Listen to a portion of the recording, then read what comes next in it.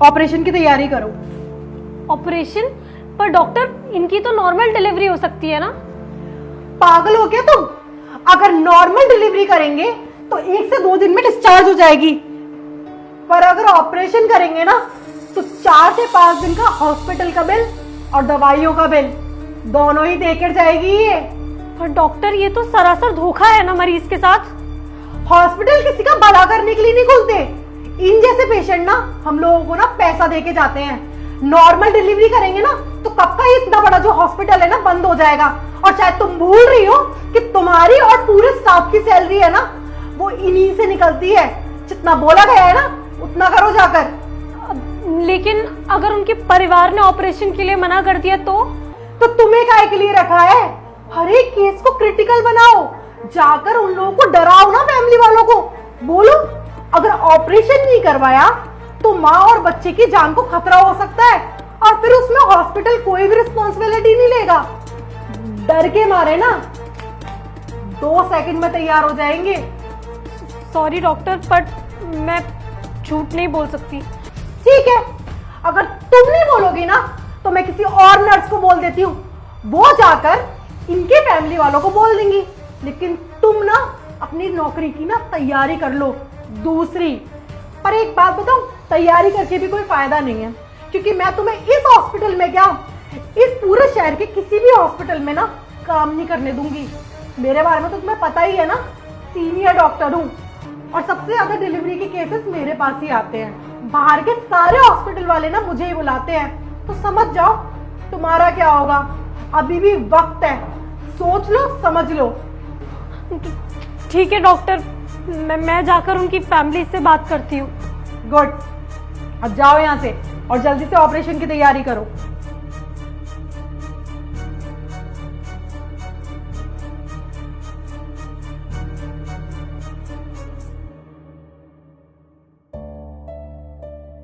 Excuse me sir. Sir, doctor ने कहा है कि आपकी पत्नी की हालत बहुत गंभीर है, नॉर्मल डिलीवरी संभव नहीं है और ऑपरेशन ही एक आखिरी रास्ता है। पर डॉक्टर ने तो पहले बोला था कि सब कुछ नॉर्मल है, फिर ये अचानक से ऑपरेशन। देखिए, डॉक्टर का यही आदेश है, आप बस ऑपरेशन की फीस जमा कर दीजिए। मैडम देखिए, मेरे पास जो भी था मैं सब कुछ जमा कर चुका हूँ, अब मेरे पास कुछ भी नहीं है। पर वो तो आपकी पहले की दवाइयों की फीस थी, अब 30 से 35 हजार ऑपरेशन का खर्चा आएगा, दवाइयाँ अलग से।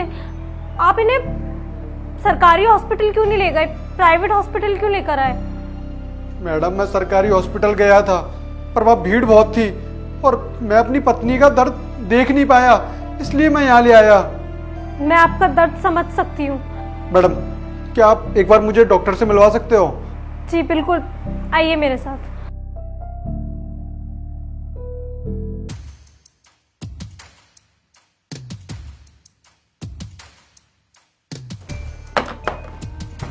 कौन है ये? मैडम, ये बेड नंबर 7 की मरीज की पति हैं। मैडम मेरे पास पैसे नहीं है, आप कैसे भी करके नॉर्मल डिलीवरी कर दीजिए ना। डॉक्टर तुम हो या मैं?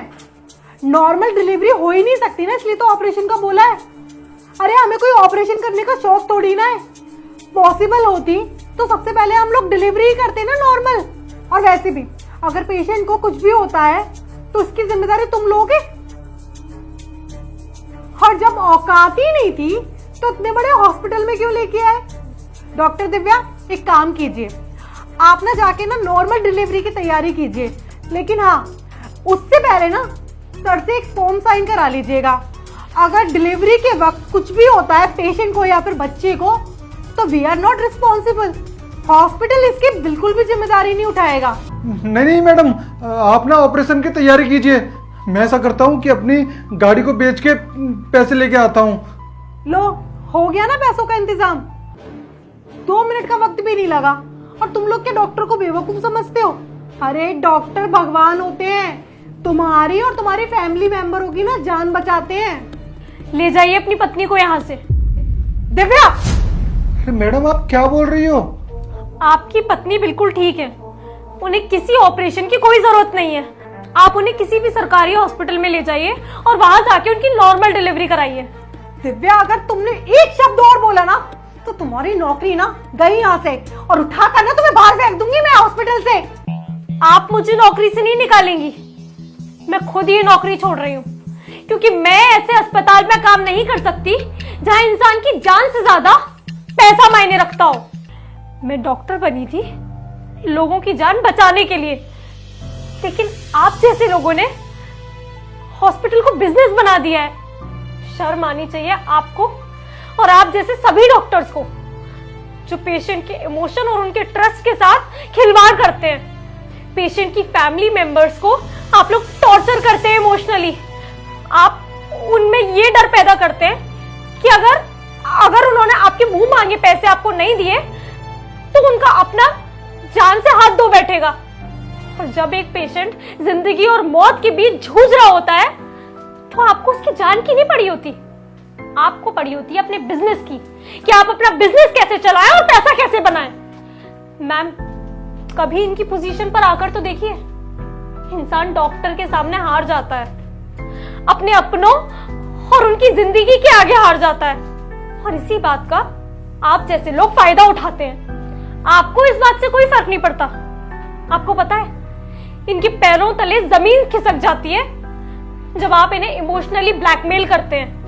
इन्हें लगता है कि ये अपने किसी खास को खो देंगे अगर इन्होंने पैसों का इंतजाम नहीं किया और आपकी बात नहीं मानी तो। मैडम, आपने बिल्कुल सच बोला था कि डॉक्टर भगवान का रूप होते हैं। अगर भगवान ही लोगों के साथ ऐसा करने लग जाए तो इस दुनिया का क्या ही होगा। चलता हूं मैडम, बस आपसे एक रिक्वेस्ट है, जो आपने मेरे साथ किया है ना, प्लीज किसी और के साथ मत करना। रुकिए, जो आपके साथ हुआ है उसकी सजा तो इन्हें मिलनी चाहिए ना। पुलिस, दिव्या तुम पागल हो क्या?